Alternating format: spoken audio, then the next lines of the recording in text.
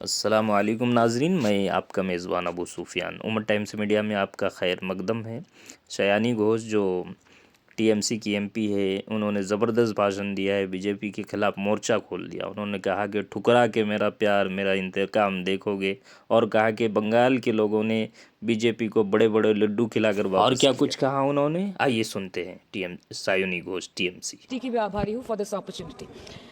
Madam, supplementary demand for grants is a constitutional pre-arrangement, and I agree that it should definitely not be objected. But it also raises the question as to why does the government need further allocation when it has not been able to spend what it already has. In financial year 24, government's final consumption expenditure was 14%, but it decreased to 4.4% in financial year 25 second quarter. This means that the government has spent much less this year as compared to last year. In the first quarter of 24-25, government spending was 4.15 lakh crore, and many cited model code of conduct a reason for spending less. But in the second quarter, it further decreased to 4.1 lakh crore. Madam, to my simple understanding, this grant is being demanded from the exchequer, but this is the money which is collected from the people, and it is meant to be spent for the people. Since Professor Shogata Rai has already spoken about the technical aspect, today I choose to speak on what this government has delivered to the people of this country, the utilization of resources in departments it's seeking additional grants for, and also its complex relationship with the state of West Bengal. Sir, इनके bulldozer के चलते madam Bharat के लोग सवाल पूछना भूल गए, और भारत की जनता आजकल इतनी भूखी है कि खाने को धोखा भी खा लेती है। मैडम, भारत में एक मिडिल क्लास जो एक साल पहले एक वेजिटेरियन थाली 100 रुपए में खाता था, आज वही वेजिटेरियन थाली 152 रुपए की हो गई। टमाटर की कीमत 247% बढ़ गई, आलू की कीमत 180%, लहसुन 128% और तेल नमक आटा मैदा 18%।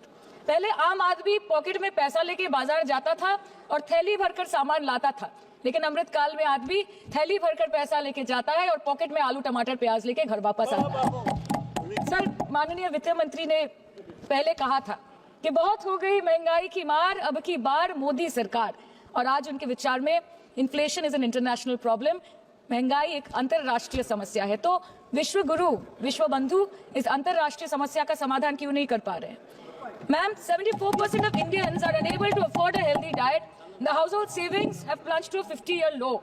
Around 48% of the households in this country are facing a financial crisis क्योंकि उनका खर्चा उनकी कमाई से ज्यादा है. The economic inequality in India is a 100-year high. The country's GDP growth rate for the second quarter 24-25 decreased to 5.4%, which is the lowest in 2 years. The government's total debt has reached a staggering 176 lakh crore, and the total debt is expected to soar up to 185 lakh crore by the end of the financial year. आज आपके उधार की वजह से हर हिंदुस्तानी पर 1.25 लाख का बोझ चढ़ गया, और आप उनकी मजबूरी को अपनी ताकत समझते हैं। बंगाल में ऑल इंडिया तृणमूल कांग्रेस की प्रदेश युवा अध्यक्ष होने के नाते मुझे हर दिन कई नौजवानों से बात करनी पड़ती है। वो मुझे ये पूछते हैं कि मोदी जी ने हर साल 2 करोड़ नौकरी का वादा किया था, अर्थात 10 साल में 20 करोड़ नौकरी। उन नौकरियों का क्या हुआ, उन वादे का क्या हुआ? मैं बस उन्हें यही कह पाती हूँ कि पत्ते तो झड़ते हैं, उठाता है कोई कोई, वादे तो सभी करते हैं, निभाता है कोई कोई। Ma'am, as per the latest report by CMIE, the unemployment rate has risen to 9.2% in June 2024 as compared to 4.9% in 2013-2014. Female unemployment rate is much higher at 18.5% in June 2024 as compared to 7.7% 2013-14. Around 37% of working women are unpaid. In rural areas, this figure is at a horrific 43%. प्रधानमंत्री जी बोलते हैं सबका साथ, सबका विकास, सबका विश्वास। अगर ऐसा ही है तो भारत के लोग आज देश छोड़ के क्यों जा रहे हैं? 2018 से लेकर 2023 के बीच 6,70,000 भारतीय ने अपनी नागरिकता त्याग दी। सिर्फ 2022 में यह संख्या करीबन 2,25,000 की थी। In 2022 alone, 7,500 high net worth individuals with a net worth of more than 8.3 crore or more left India. नवंबर 2022 से सितंबर 2023 सिर्फ 10 महीने में 96,917 Indians were arrested attempting to cross the United States illegally. Modi ji कहते हैं कि वो सबके साथ है, मगर ये आंकड़े बोलते हैं जो सबका होता है वो किसी का नहीं होता। और बंगाल के साथ तो कुछ अलग ही रिश्ता है इनका। The relationship is that of quid pro को, ठुकरा के मेरा प्यार मेरा इंतकाम देखेगी। मतलब वोट है तो नोट है, और वोट नहीं तो नोट नहीं।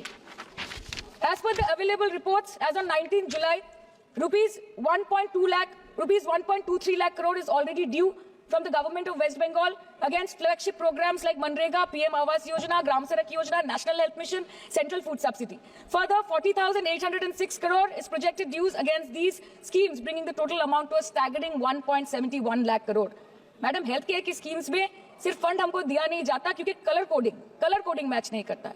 सो आप सबका साथ सबका विकास जो बोलते हैं, is it hinging on colour coding?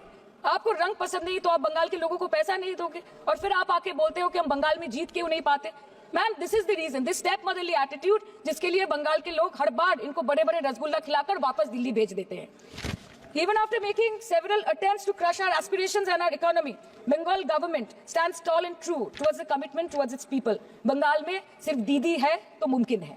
The West Bengal government started transferring money to the bank accounts of 21 lakh people who worked for 100-day scheme without receiving any payments from the central government for Manrega. Even before Ayushman Bharat, in Bengal, Shastra Shati, a cashless scheme was launched, providing treatment cost up to 5 lakh for per person belonging to any strata of the society. आज कलकत्ता के किसी आलिशान private hospital में जहाँ पे एक अमीर आदमी की चिकित्सा होती है, वही बगल वाले बेड में एक गरीब मजदूर, एक गरीब किसान की भी ट्रीटमेंट होती है. यही है ममता बनर्जी का विकास. और आपके अमृत काल में the cost of medical treatment has been doubled in the last 5 years. आप फार्मास्यूटिकल्स के सर आरजीकर पे बात ना बोले, आपकी सीबीआई पे अभी तक कुछ बोल नहीं पाए. हम लोगों ने जो हमारी पुलिस ने जो बोला था, that still sticking to that. So उसके बारे में मत बात करें, ठीक है? आप उत्तर प्रदेश के बारे में बात करें ना sir. Sir, medical inflation is at 14%. Regularly लिए जाने वाले दवाइयों की कीमत 50% बढ़ गई. आप सिविल एविएशन के लिए ग्रांट्स मांग रहे हैं. एक डोमेस्टिक फ्लाइट, उसकी राउंड ट्रिप की टिकट 20 से 30 हजार में बिक रही है. आम आदमी आज हवाई चप्पल पहन के हवाई जहाज नहीं चल रहा, आम आदमी हवाई चप्पल बेच के हवाई जहाज चल रहा है. You are demanding funds for education, but conveniently ignoring the fact that 11 lakh children have dropped out of school according to your own data.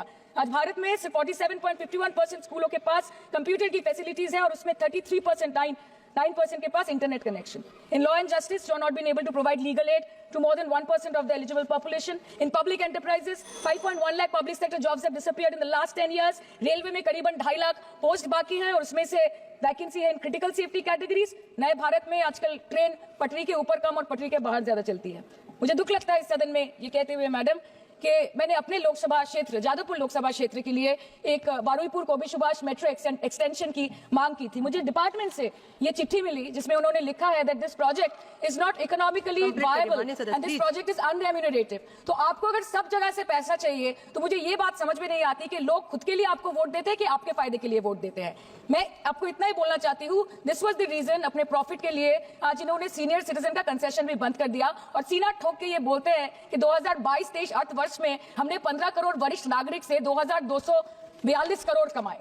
धन्यवाद माननीय सदस्य. मैं 2 बात और बोल के खत्म कर दूंगी कि लोकसभा पे खर्च करके क्या फायदा मैडम, जब यहाँ पे विपक्ष को बोलने का अधिकार ही ना हो. लोकसभा के लिए भी तो ग्रांट मांगा है ना मैम. और अभी सर बोल रहे थे कि बेटी बचाओ बेटी पढ़ाओ, तो 10 साल पहले मोदी जी ने लॉन्च किया था, लेकिन उसके 80% पैसे सिर्फ पब्लिसिटी और मार्केटिंग और एडवर्टाइजमेंट में खर्च कर दिए. आपके उत्तर प्रदेश, मध्य प्रदेश, राजस्थान में ना बेटी को पढ़ा पा रहे और ना बेटी को बचा पा रहे. बंगाल आए और देखिए कि ममता बनर्जी ने विधानसभा में अपराजिता एक्ट में बिल पास किया है, कन्याश्री किया है. Thank you madam.